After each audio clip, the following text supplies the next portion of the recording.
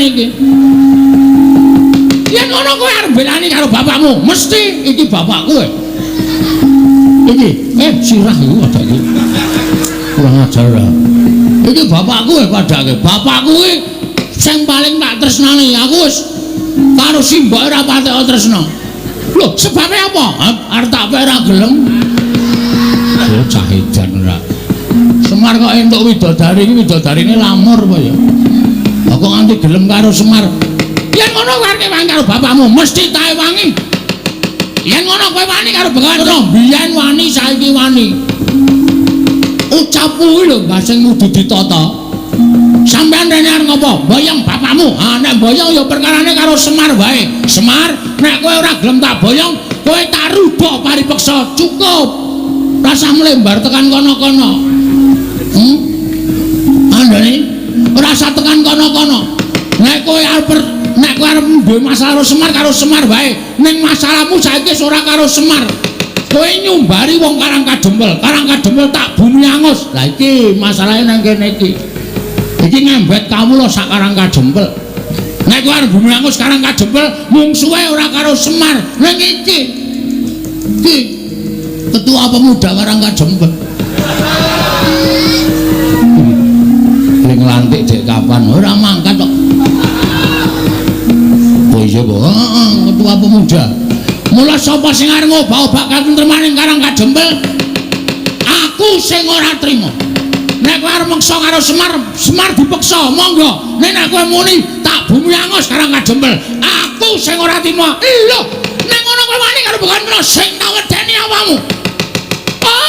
Kanca blegudung suwaru kempol sumorante, hawala. Derajate Durna kadene diwanani karo Bagong. Ngendi apane wong neter kadidayan? Gong, hati-hati lho, Gong. Dipikir sik, nek dadi geger sapa sing arep ngewangi karo kowe. Kowe ngapa cerewet truk? Iki wis arep dadi kok mendadak kowe nyelo-nyelo. Meneng ta iki wis dadi kingkot bar iki terus rampung terus limbukan, ndak kesuwen.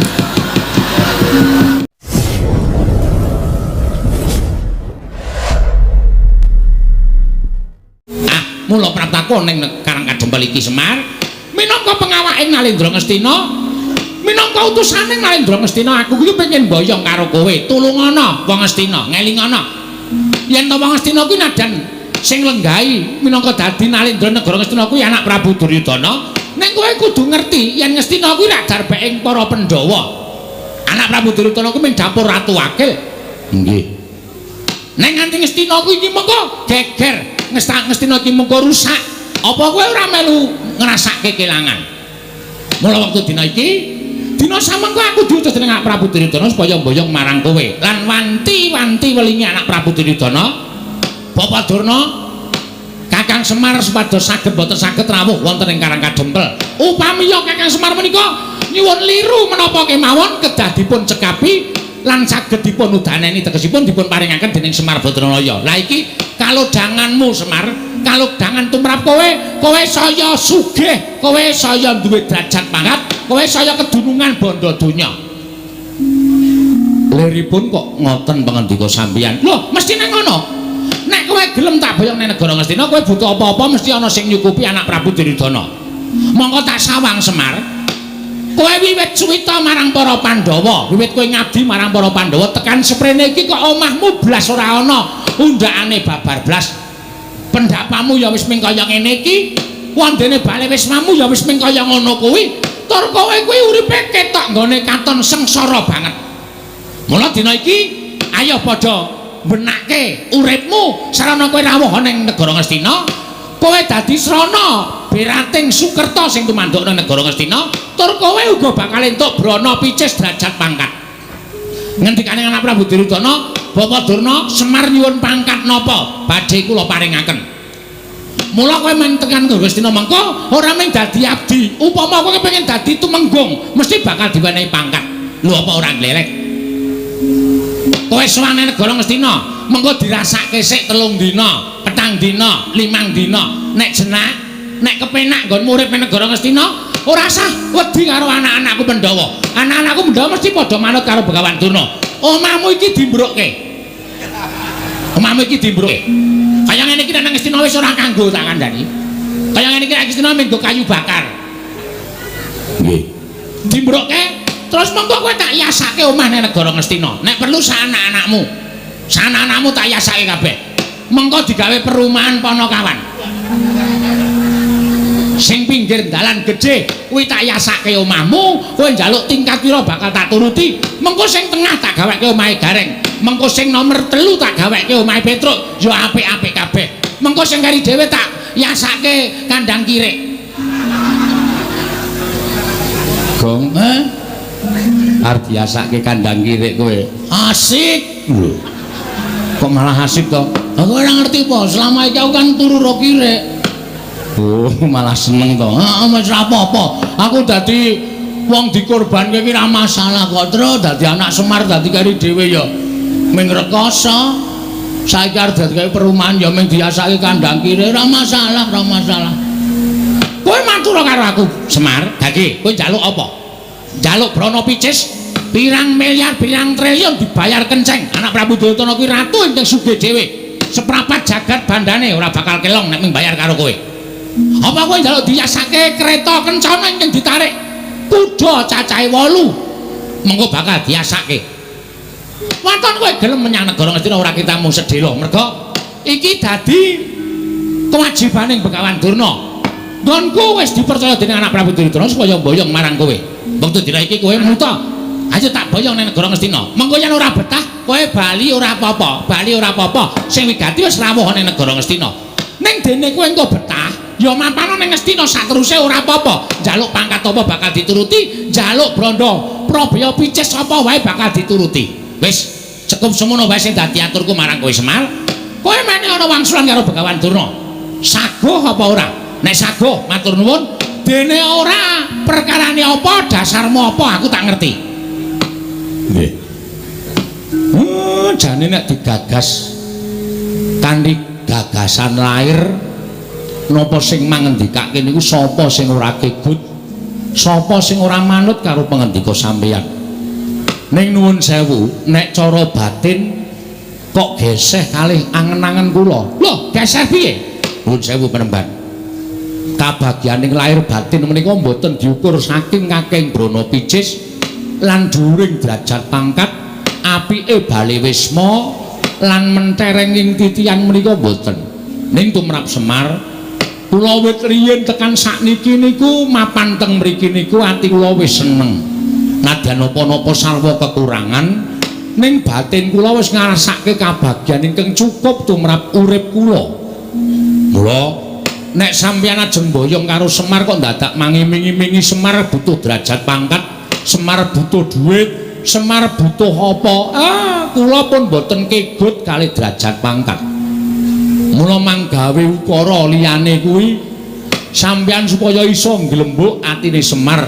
Kula ampun mangwenehi duit, ampun mangwenehi derajat pangkat. Niku dudu gegayuhan kula. Gegayuhan kula niku kabagyaning lair batin pun niku mawon.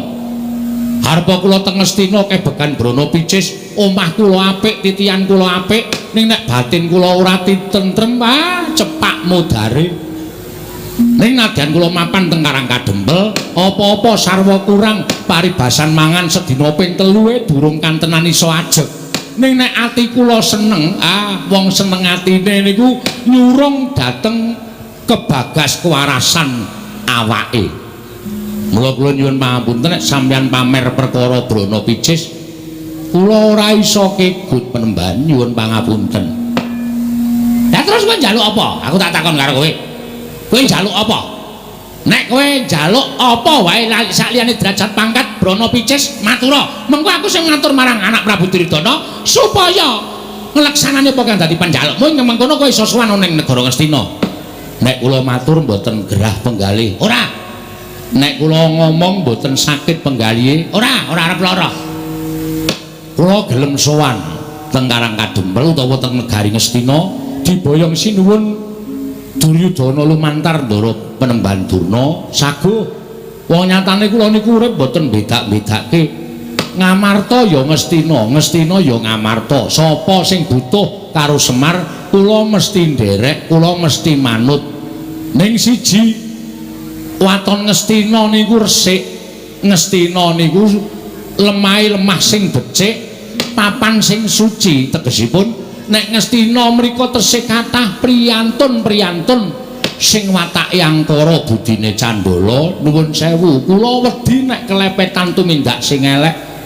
Kula semelang nek sifat kula dadi sifat angkara budi Candala. Mula kula gelem teka teng pundi papan niku nek pancen papane niku wis resik saka menungsa sing tumindake angkara. Kula tak sowan teng Ngastina ning wong-wong sing dadi tuk sumbering perkara niku mangsingkirke dhisik sengking negara Ngastina. Kula gelem sowan teng negara Ngastina Premban. Durna panalingan lumajaring ratri dinenggak jangganira kapisanan.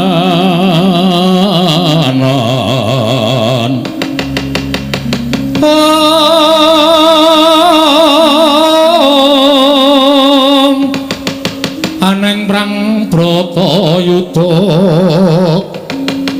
mustaka kabuncang mungging wana, mustaka kabuncang mungging wana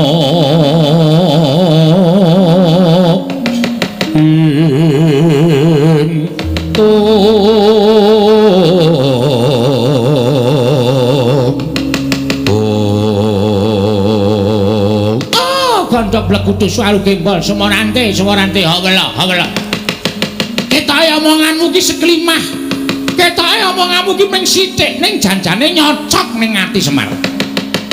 Kowe ngandhake yen to kowe gelem sowan negara Ngastina, yen to Ngastina kuwi kelangan wong-wong sing watak angkara budi Candala. Ora sandadak nganggo tembung kaya ngono.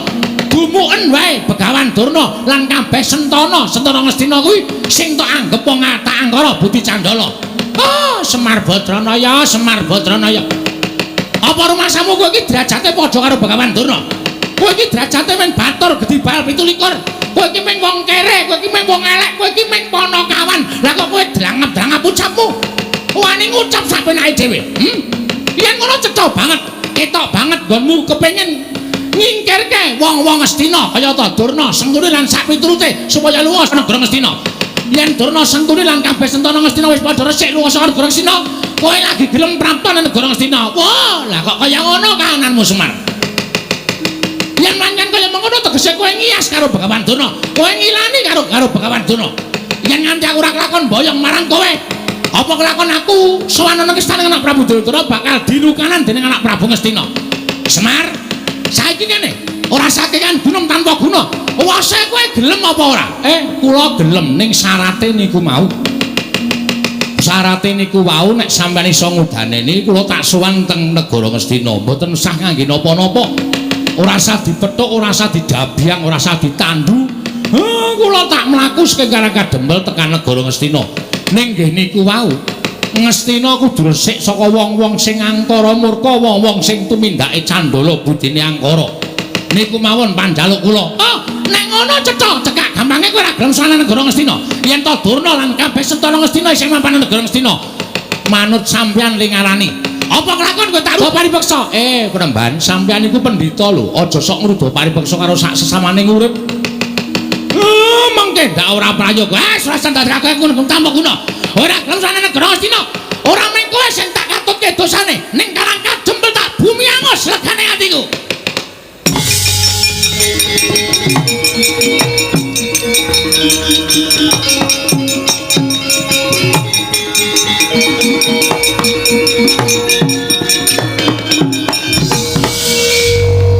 Bagong kowe arep ngopo? Saka mburi kok sandalmu tok uncalke. Terus kowe maju mengarep eneng apa? Aja gawe perkara arepa Begawan Durna nesu. Wong nesu kuwi aja dimungsuhi nganggo kanepson. Okol kuwi aja dimungsuhi nganggo okol ning nggunakake akal. Lah kowe mengko wani karo Durna malah kriwikan dadi grojokan, geguyon dadi tangisan. Semeneng rawe. Aku ngene iki mbelani karo kowe, Mir. Kowe sadar ora Durna mau ngucap apa? Tak nengke wae nek mung perkara padu karo kowe ora masalah. Toh kuwi perkaramu karo perkarane Begawan Durna. ning terakhir kata-katane Begawan Durna sing marahi aku ora kuat ngampet harganing kanepsan. Semar nek kowe ora gelem tekan negara Ngastina, Ngastina Karangkajempel tak bumi angus. Mar. Mbok Pak ora sudi. Aku ki bapakmu wis sampe sakarepmu aku ngayal kok kandhani kok. Kowe kudune manut nek kandhani anake kuwalik. Anak ki manute kandhani karo wong tuwa. Iki kudu diwalik. Iki jaman milenial. Wong ora ngono karo wong tuwa kok sapenake dhewe. Ngono, nek muni wis ngembet Karangkajempel iki masalahe ora masalahmu tok. Ning iki masalahe Karangkajempel, Pak. Dheweke ngrasani arep bumi angus Karangkajempel. Padha karo dheweke arep mentala mateni kawula sak Karangkajempel. Pendhita yang ngene kudune disingkirke. Apa? Kowe iki domonge kok aku ki arep ngandani karo kowe. Ora sasa ngandani, kowe iki meng SD aku insinyur kok. Nyepelekke ora sakarepmu. Nek ana apa-apa tanggungan dhewe, tak tanggung dhewe, ora usah dadak kowe melu-melu iki perkaraku. Nemban, lho iki Bagong. Arep ngopo? Lho, ora basa karo aku. Ora basa iki mung kari kelakuanmu. Nek kelakuanmu apik, kowe tak basani. Nek kelakuanmu elek, ora sudi aku mbasani kowe. Arep kowe wujude brahmana kaya ngono, ketemu putih, serbanmu putih, nek mek kanggo ngobak-obak kan katentremaning jagat, nggo apa aku basa karo kowe? Ora iki tenanan iki. Yen ngono kowe arep belani karo bapakmu, mesti iki bapakku kowe. Iki, sirah iku padake. Kurang ajar ora. Iki bapakku kowe padake. Bapakku iki sing paling tak tresnani. Aku wis karo simbok ora patek tresna. Lho, sebabe apa? Arep tak ora gelem. Cah edan ora. Semar kok entuk widodari iki widodarine lamur apa ya? Aku nganti gelem karo Semar. Yen ngono kowe arep wangi karo bapakmu, mesti tae wangi. Yen ngono kowe wani karo Begawan Durna, biyen wani saiki wani.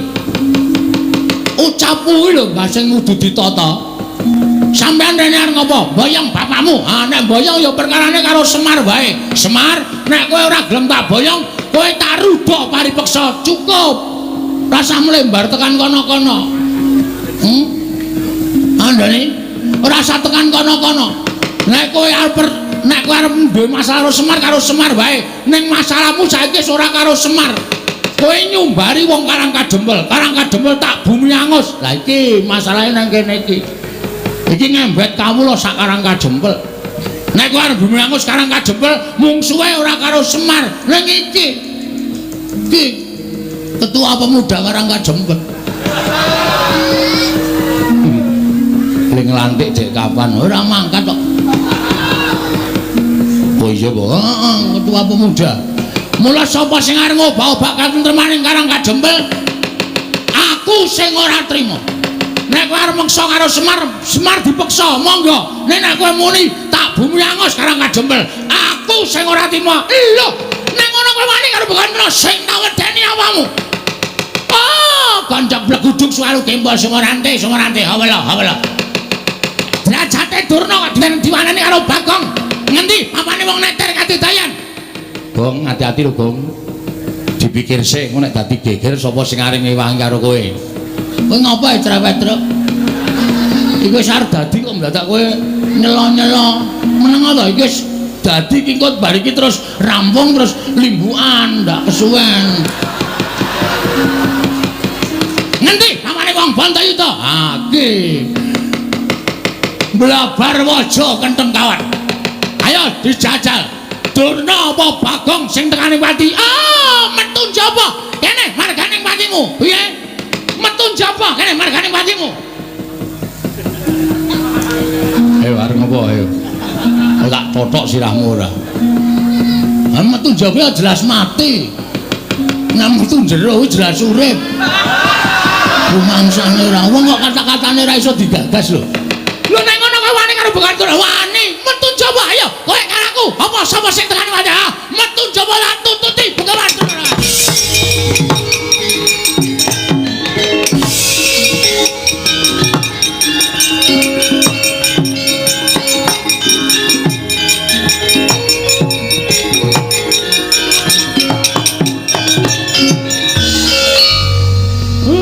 tantang-tantangan Durna wis metu kok kowe malah mbegogok.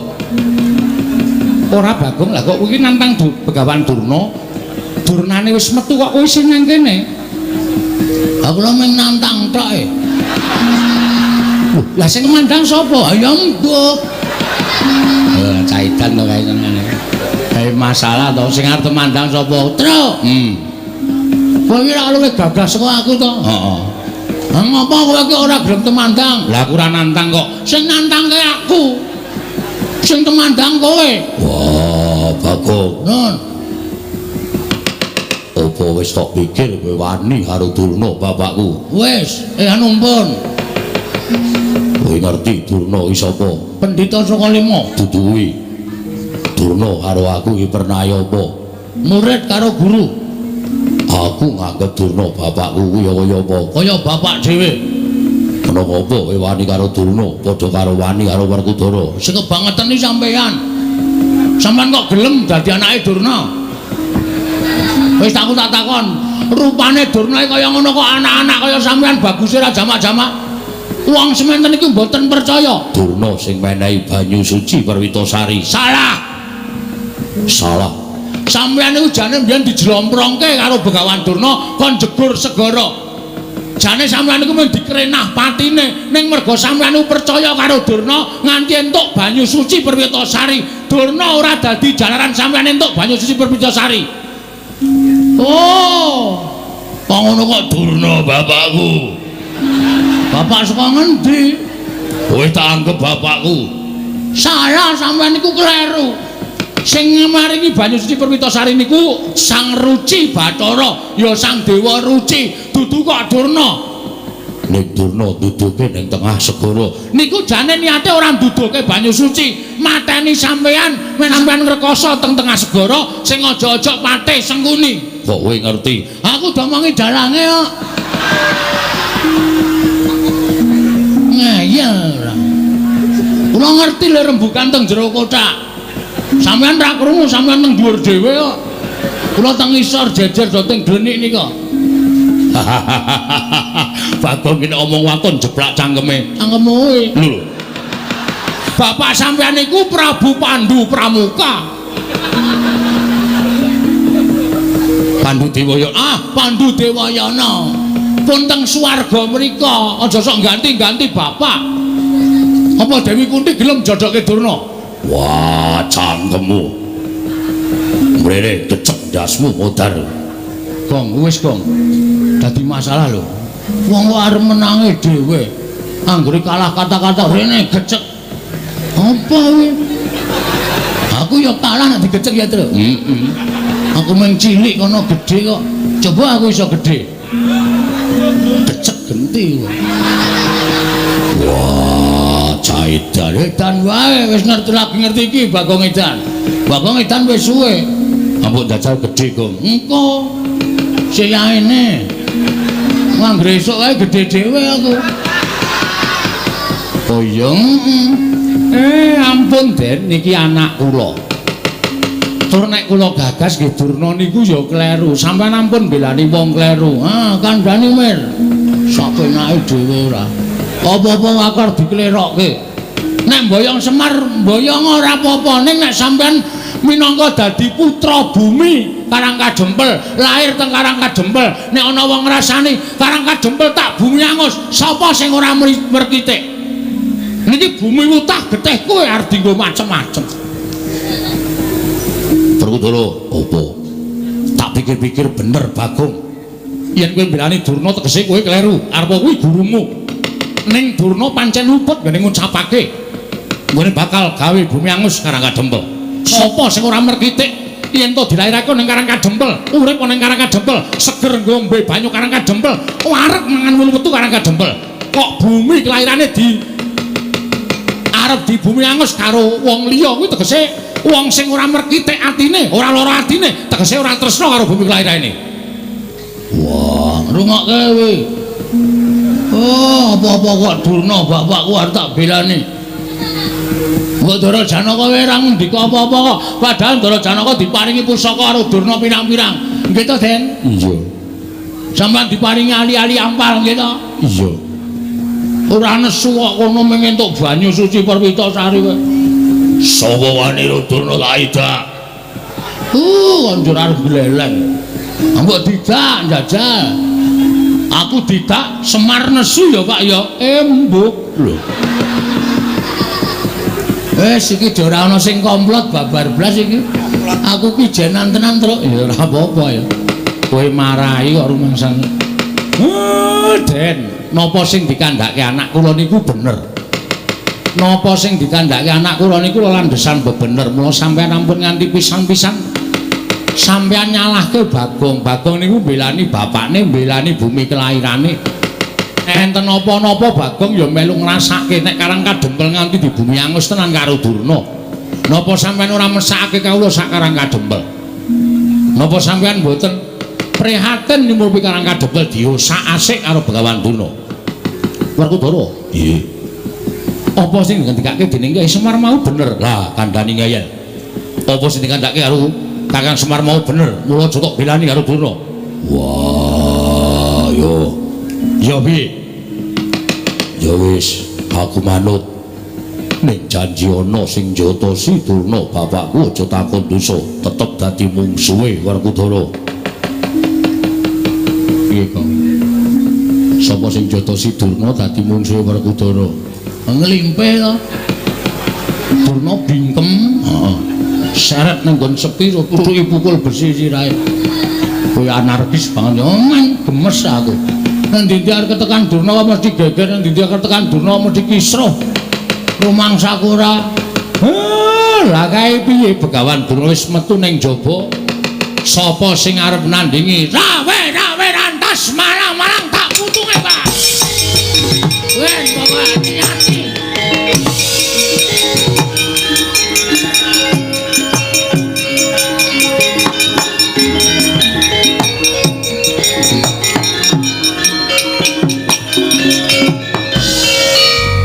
Cah katok tenan. Ora wedi karo sapa-sapa. Nek wis duwe niat mbelani karo bumi kelairane kok ora nyawang mungsuhe sapa kok nekate ra jamak-jamak. Ya mung gumun kuwi nala garing karo Petruk sing luwih sentosa luwih tuwa kok ora duwe pikiran sing kaya ngono. Nyang ndak seneni. Petruk ki sing gedhe dhuwur ya ora duwe pikiran mbelani Karang Kadempel. Kat. Itu nun aja njotosi Durna. Nek ra lali. Wah, caitan ora. Werkudara iki kok padhu kok musuh Panakawan demen kewirangan. Yayaji menawi ngaten samangke menapa sampun dipun aturaken Kyai Nayantaka sampun ndara dasih tegesipun kados pundi Koko Prabu? Tegesipun menawi Pandhawa nggayuh kanugrahan sakmengke pacobanipun ugi sampun cepak ketitik Begawan Durna ingkang sampun sowan wonten ing Karang Kadempel wigatosipun badhe mboyong dhateng Kyai Semar. Monggo menawi Kyai Semar sakmengke tedhak dhateng negari Ngastina tan wurunga menapa paduka supe dhateng watak wantuning Kurawa ingkang namung badhe damel geger kawontenan negari utawi kawontenanipun Kyai Semar Badranaya. Inggih Koko Prabu menawi ngaten ajeng paringipun Werkudara. Nggih. Nadyan kowe ora tumandang ning tak jaluk Kyai. Ewang-ewang ana Panakawan ya. Wah, apa aku kudu mungsuh Durna bapakku. Ora perkara kuwi. Ning anak-anakmu kabeh dawana supaya nrenggalangi balane Durna, mbuh Kurawa, mbuh sapa sing bakal tekan Karang Kadempel. Yo, estoke dawuh. Mangsa Barama aku mingkari manut karo Kresna kakangku. Lah rak ngono malah ketinak lho. Wis kowe rasa tumandang kowe lenggah. Wis tuwa. Nyawang anak-anakmu sing padha ngrewangi marang Karang Kadempel. Yo Baladewa aku mingkari manut. Sinuwun gandeng sakmangke menika sampun kula anggep cekap rembagan mangke saged dipun sambet malih. Kula tak rembagan catur netra Sinuwun Prabu Darmakusuma, sinuwun Kresna, sinuwun Baladewa. Ndara Werkudara Ndara Janaka kula suwun ampun negake Karang Kadempel nggih pun. Iya Kakang Semar mengko aku bakal njogo Karang Kadempel. Yo Semar aja kuwatir. Aku yang bakal ngulatake marang Karang Kadempel. Yo Semar. Aku yang bakal njogo Karang Kadempel. Kakang Semar aku yang bakal gawe tentreming Karang Kadempel. Gandeng sampun paripurna, lilanana kula tak mlebet wonten ing griya. Kawula sak padukan badhe kula bibaraken sak mangke menawi beda ing tumanduk wonten Karang Kadempel menika sampun sirna. Tumunten badhe kula wiwiti ambangun Karang Kadempel minggahipun negari Ngamarta. Kakang Semar Badranaya mangsa borong. Kaya wis purna gati ning Pananggilan. Pilar Semar Badranaya arsa tedhak manjing telenging bali wisma. Katingal saking Mandrawa candraning Kyai Semar kaya gumebyar busananing nata Ngamarta Prabu Darma Kusuma. Acitraksi Durma Gati sing nganteng-nganteng ha iki kok wah wis tatone gambar jangkar nggon lengen. Gentro iki to. Yes men. Nek wani-wani nek ora asam wani men ditandhangi karo para putra-putra Pandhawa. Nek nganti aku mundur isin. Nah. Wis men tak lakonane, Truk. Nek kalah, wong menang wong perang hitunge ming loro, menang apa kalah? Menang kondang kalah wis modar ya tak lakonane. Anakmu cilik-cilik lho, Gong. Kowe iki ora ngisru-ngisru pikiran to? Cilik ya men. Ana mbokne kok. Bapakne mati ra sik nyusoni mbokne. Lah iya ning apa ora mesake sing ragat sapa? Ha kowe iki padene ngopo? Nah aku mati kok kan tanggungan gula mentah anakku. Nek kowe mati aku tanggungan gula mentah anakmu. Ngono kuwi tegese gotong royong ngantarne anake Semar malah. Wis tenang ora usah perdi. Rasa mikir tak lakonane. Urip ya ming doyak-oyak mendring kowe kok. Mbok ya wis anggere esuk 2000, awan 2000. Borose ora jamak-jamak. Saking dene kowe kok go. Lah pitene wong ra duwe aku cidhuke tak kredit kok. Menciduke kok dikredit. Ora iki sapa kok dememeng wae sapa kowe? Takoni ora ngaku malah omong-omongan karo kancane. Takon ya aku, yo dasar Purnata, putra Njodipati. Rasane aneh. Iki ngedapke mungsuh. Ngedonke mungsuh ngene iki. Ah putra Njodipati arep Antasena. Ndara Antasena ana nek nganti konangan malah kowe diajar Ndara Antasena. Eneng kok? Ya eneng. Antarja. Antarja ya ana, Gatotkaca ya eneng. Aku dudu putra Njodipati lho.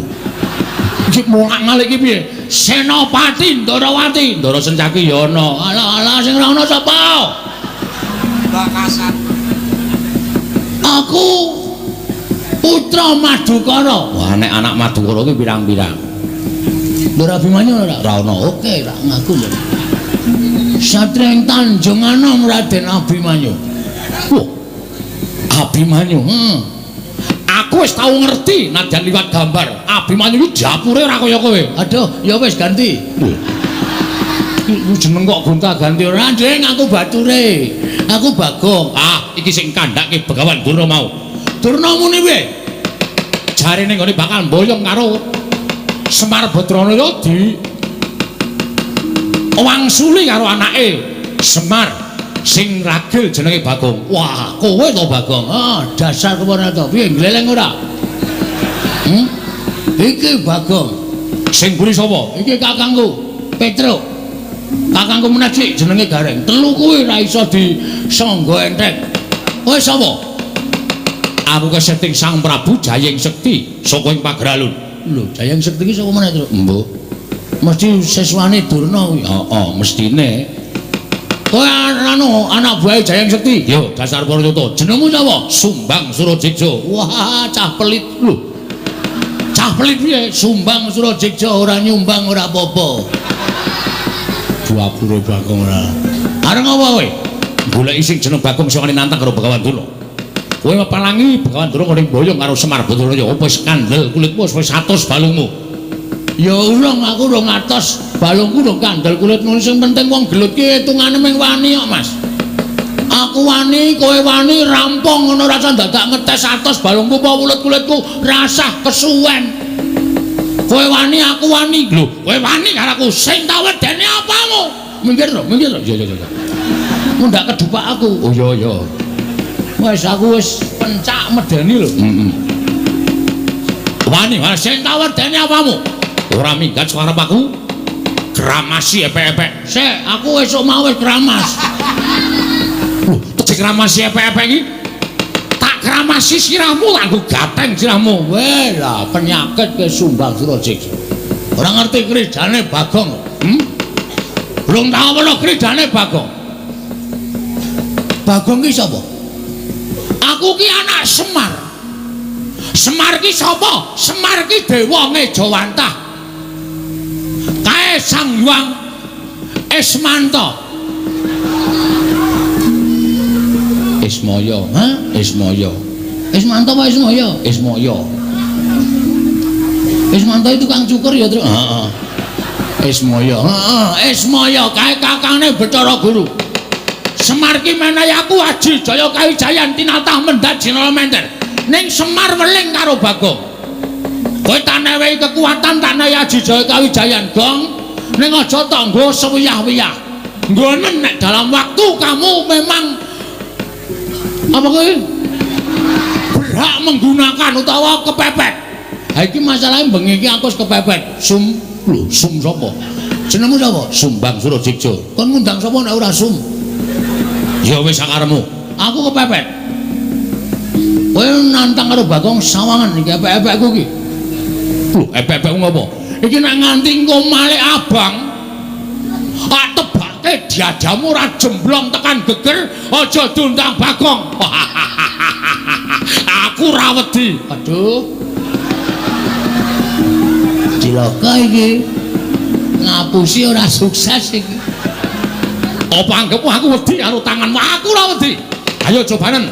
Matno sastra jeneng Tani Jaya ora bakal tak tinggal loncat. Maju senjang kaya untamke nyawamu marang kayanganing Bathara Yang mati-mati.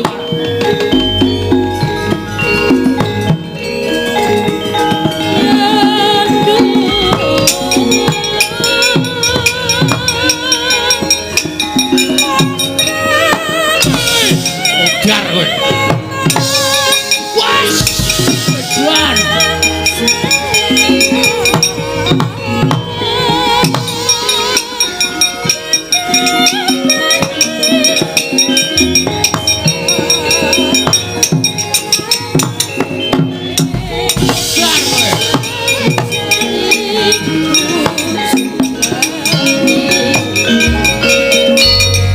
Wis gong aja dipisah. Ora usah sok gaya ta kuwi sengit. Kowe iki wis diajar, kowe iki nendang sikile cupet kok nendang diantem bola-bali saka kono ndasmu suarane mak klothak ngono lho. Aku kuwatir nek kowe gagar otak.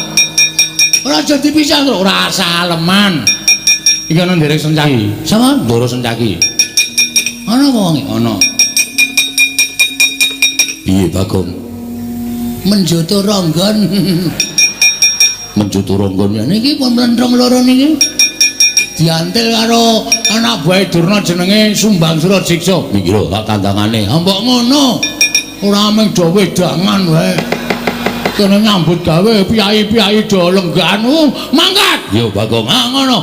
Serang. Yo.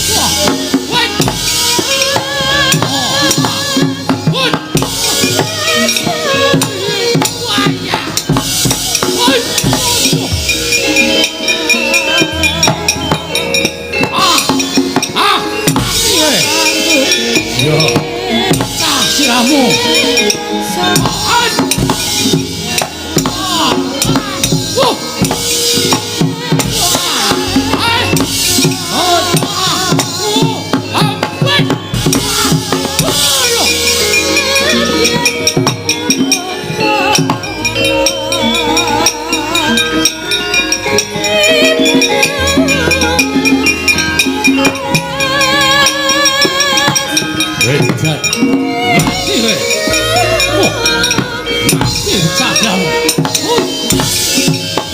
Oh. Wah, kadamu pemilihan.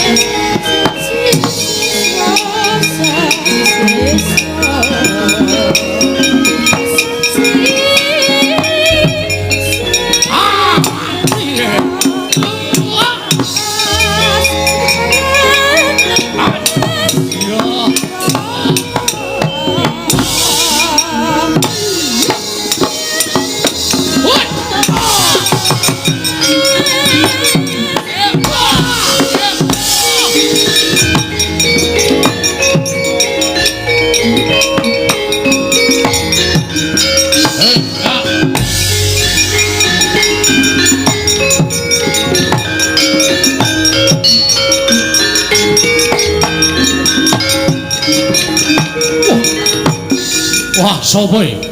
Irung kaya sosis.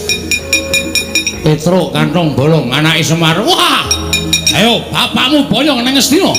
Ora bakal tak wenehake. Ah, jeblok ciacamu kowe. Iya. Wah. Mati kowe. Oh. Iya.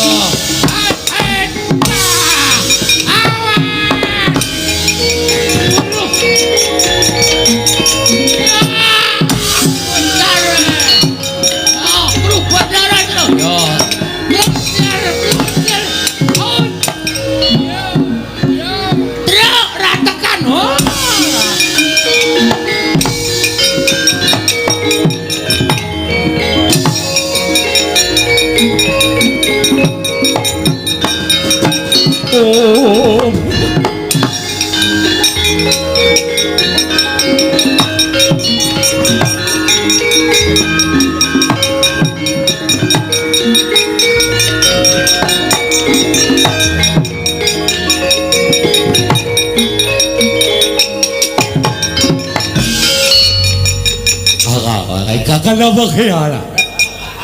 Agak kenapa sila tu? Kenapa kecil ke kemudian?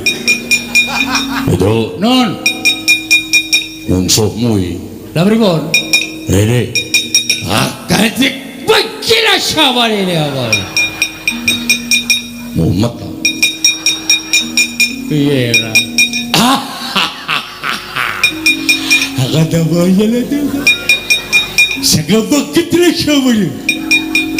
Kang, goleki kakangmu lho. Masa kakangku kan kowe? Ora iki anake Semar Buangan biyen. Rene lho. Agak begini. Ajak kece Pak. Ajar. Wah, radong. Agak dah. Agak jangan ni. Aku betul di sini. Agak kecewa juga salah kata. Kowe dong boleh. Ora. Aku iso ngomong meneng wae lho ngerti wangsuli ra beres. Ada. Aku kayak aku ada. Aku tu. Aku tu ni. Piye Tru iki salusine piye iki? Langsung dipateni po? Aja. Kuwi iso nggo dolanan asik iki. Pateni ku ade ra duwe dolanan. Piye karepmu? Apa kaya kate? Maksude Akamu tu.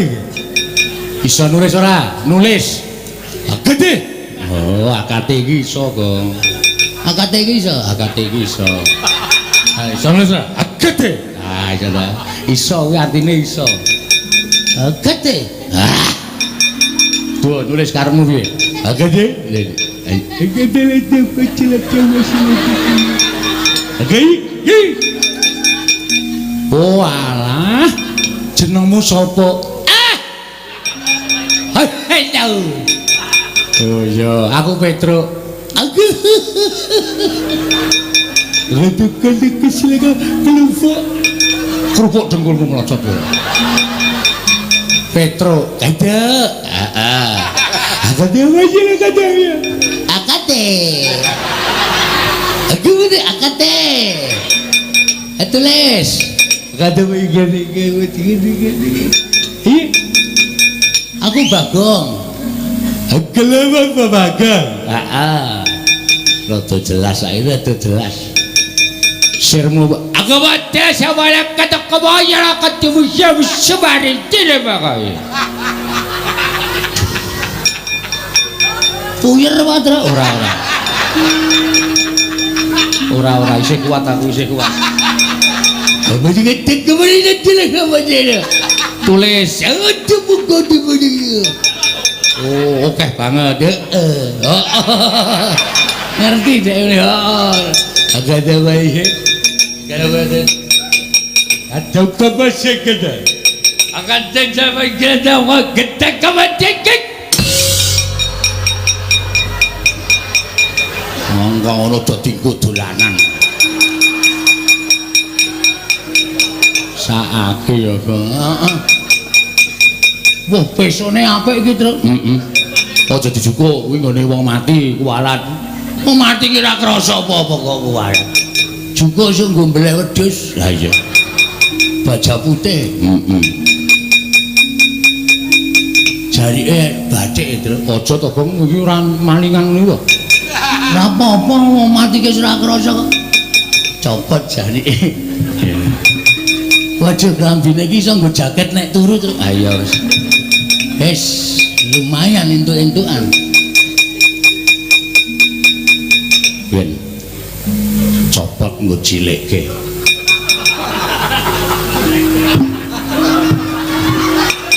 lumayan mereke GT Men ayo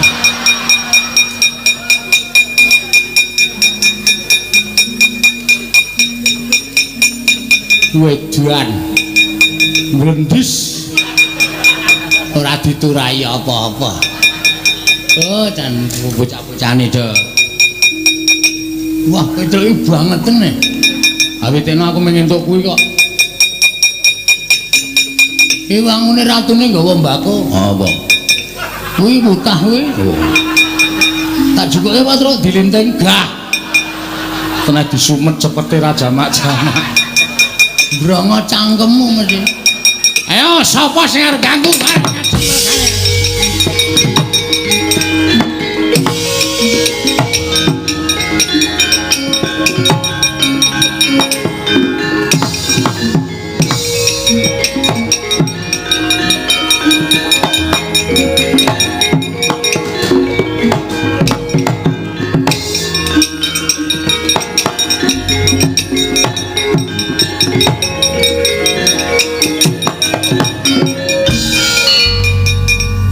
lomba mengisa apa kula majeng pinanggih kalian anakipun Semaning nami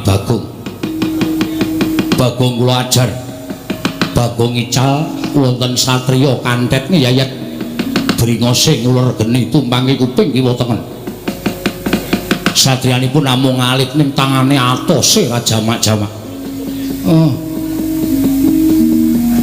wange cilik nggih nganggo gelung leres tangane kenceng cilik ning kenceng to nggih kuwi nek ora kleru Raden Sentyaki simbah kok prisa wong tua menang pengalaman aku wis wareg mangan gempalaning jagat legine asin ning kahanan Sentyaki nggih mbok menawi menika wah kowe nek iso menang karo Sentyaki bumi langit tangkep kae Senopati Ndarawati kae bendina gelut saben dinane nek ra gelut ki awake meriang Sentyaki menika Sentyaki kuwi domongi kok wis kana mulih kana nggih ketemu anak bojo syukuran syukuran gendurenan kowe ora modar mungsuh Sentyaki bejo kowe ora modar Sentyaki ki paling ora mungsuh iki tugel boyoke putung tangane stimpal baune kuwi diremuk karo Sentyaki kowe mulai wutuh ki bejo kena ngabari tangga teparo gendurenan kowe ora modal nggih tasakuran oh nggih wis tak kendhawuh Sentyaki aja pisan-pisan sesuk meneh nek aneng wayangan ketemu Sentyaki aja gelem dilakokke oh nggih engko ndak sesuk nek wayangane kowe mati kowe ora metu meneh oh nggih wis tak kendhawuh Petro wonten dawuh Den anak-anakku do bubar Gatotkaca ndelik nang Mega Nurjambres Bumi Setyaki mlayu golek papan pendelikan. Eneng apa? Wah. Sing maju murite Begawan Durna. Jenenge kula mboten ngerti. Ning ingkang rayi Ndara Setyaki dipun cokot dipun getak kontal, Ndara Garukata dipun cokot dipun getak kontal. Pripun den iki nek mboten wonten sing kepalane krijane murite Durna nika. Napa ya kelakon kula kelangan bapak tenan Ndara? Wah.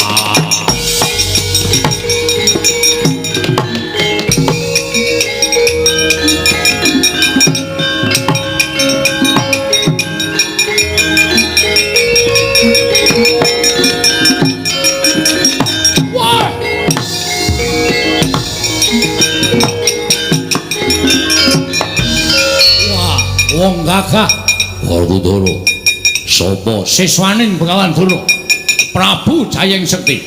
Ayo meneke Semar apa ora bakal lawenehake. wah lakon kene Pancaka.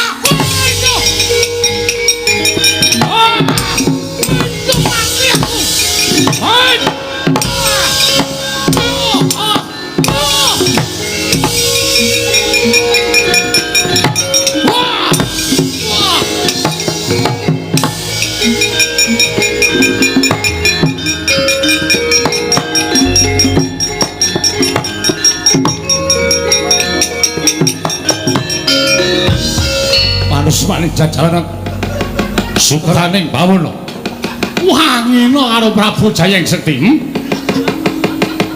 Ora minggat saka arep aku tiban panah Kyai Candra Wirayang ya Kyai Stokontak. Ora kakon mati dereng aku derajat apa.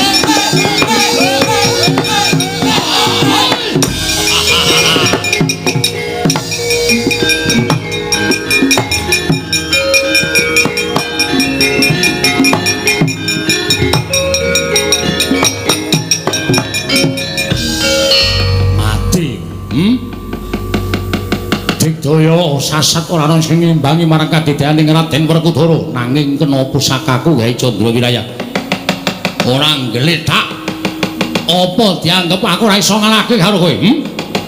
Ayo ora bakal bisa nglawate prajurit lemboke Pakun jaran nganti wal para Pandhawa.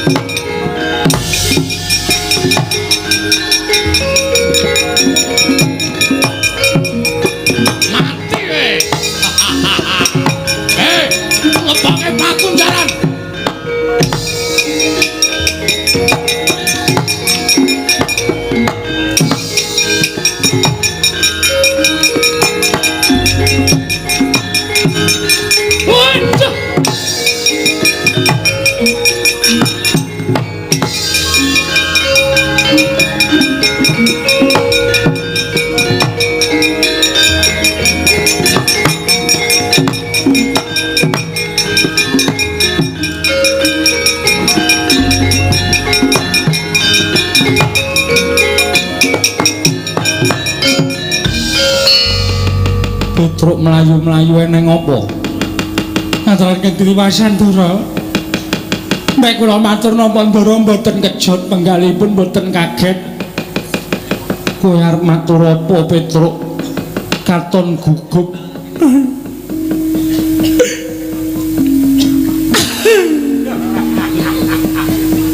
Ngopo kok dadak nangis? Mboten mentala kula ajeng matur. Nalika semanten para putra Pandhawa sami genjang kaprajondang mergi mengsahipun muridipun Begawan Durna nami Prabu Jayeng Sekti. Dadi cokoti. Monggo ranggo lombok ya. Dadi cokoti do ndhelik. Terus sing maju Ndara Werkudara. Kare Ndara Janaka maju. Mboten kena ana jebul. Siswane Durna niku ampun tenan, Den. Kula sawang saka katebian Ndara karo Werkudara Ndara Janaka dilepasi pusaka. Saniki mboten ngerti temputi papan dunungipun tasih sugih napa sampun seda, Ndara.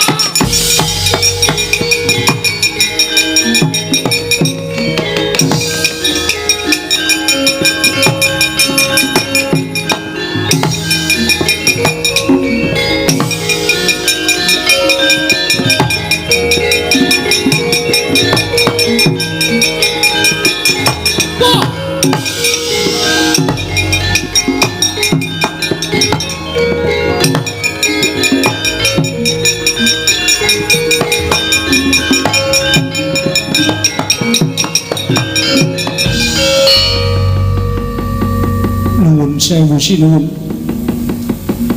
sepinten kalpatan kula diagung pangaksami menapa paduka ingkang namipun Prabu Jayeng Sekti. Ya wis apa dipun tepangaken kula menika pambayuning Pandhawa kula pun Darma Kusuma. wah dal Nalindra Ngamarta Prabu Darma Kusuma. Inggih mila mekaten sowan kula wonten ngersa maduka Gusti kula Prabu Jayeng Sekti namung badhe nyuwun dawuh wonten pundi kadang kula Werkudara menapa dene Arjuna menawi tasih gesang papanipun wonten pundi nanging menawi sampun pejah niating manah kula namung badhe bela pejahipun kadang kula kekalih sinuwun. Prabu Darma Kusuma, dulurmu wis ora ana, dulurmu wis tekaning mati dina samengko wis tak kunjara mesti ora bakal tak wenehi urip dulurmu Werkudara karo Janaka.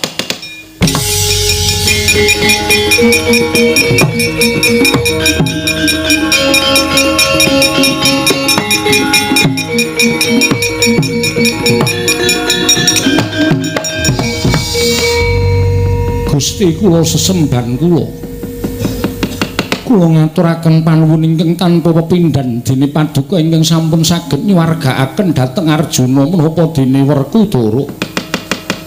Mbok menawi sampun pinesti dhateng purbaning Wang Mahanasa sampun cekap semanten tulisipun kadang kula kekalih anggenipun gesang wonten ing Malam Padang.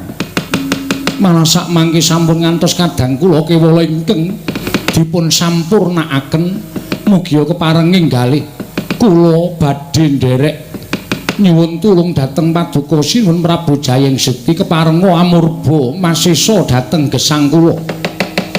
Sampun boten wonten ginanipun kula gesang wonten ing Madyapada bebasan sarah mungguing lautan wastra lungset ing sampiran menawi kadang kula kekalih sampun boten saged kinukup gesangipun sinuwun kula nyuwun dipun sampurnakaken. Wah candak pakun jalan papanmu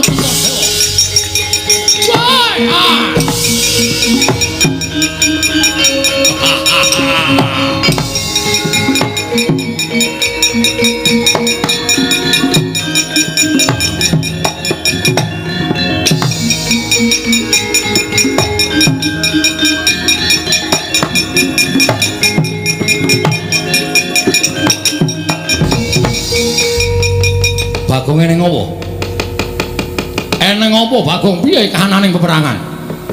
Wis niki kurang-kurang bedane sampean kelangan bapak. Lho. Kelangan bapak piye? Bapakku wis ora ana suwe. Kanjeng Rama Basudewa wis seda suwe. Wah, wis. Pahit iki. Sampeyan paham mboten maksud kula, sampeyan mboten kelangan bapak sampeyan. Ning kelangan bapak kula. Bapak Semar mesti iso diboyong kali Begawan Durna. Lho sebabe Ndara Werkudara ical. Lho, Werkudara ilang? Nggih. Ndara Janaka ilang. Lho Janaka barang ilang. Heeh.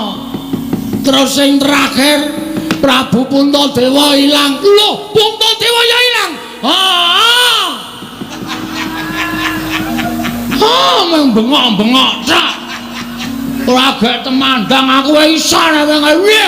Wis dadi ilang. Janaka ilang. Terus ngapa nek ngono?